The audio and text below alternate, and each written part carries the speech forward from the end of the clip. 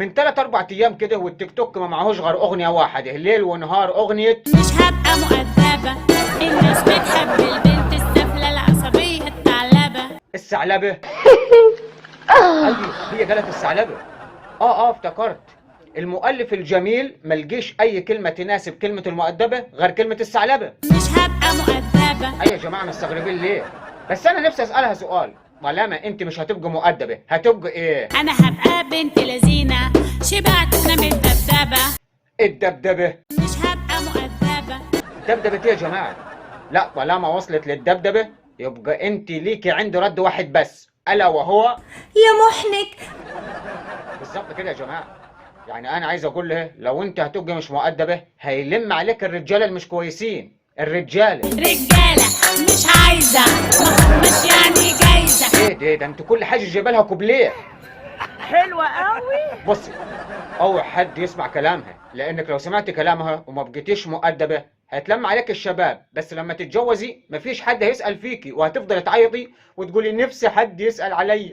نفسي حد يسأل عليا، نفسي حد يهتم بيا، نفسي اقول لحد براحتك يقول لي انتي راحتي، نفسي حد يتف عليا. ايه تف عليا؟ الكلام للناس المعفنه. شفتوا علشان انت ما بقيتيش مؤدبه من الاول ما لقاش حد يتف عليك اهو.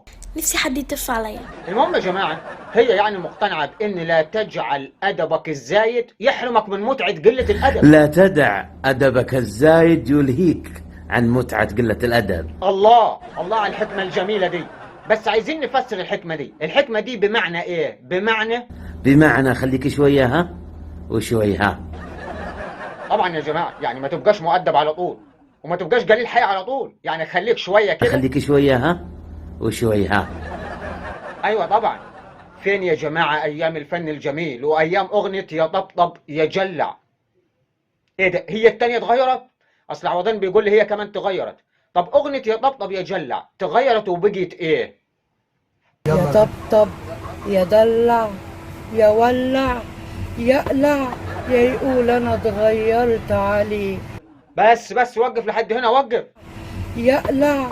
يا ست تقلع ايه؟ ما خلاص يعني بعد الجلع هيحصل ايه تاني؟ احنا ما عايزينش نعرف اللي بعد الجلع. مش هبقى مؤدبة. ده انت مصره بقى. المهم طبعا يا جماعه، الاغنيه الهايفه دي عامله حوالي 6 مليون مشاهده على التيك توك وعامله ترند.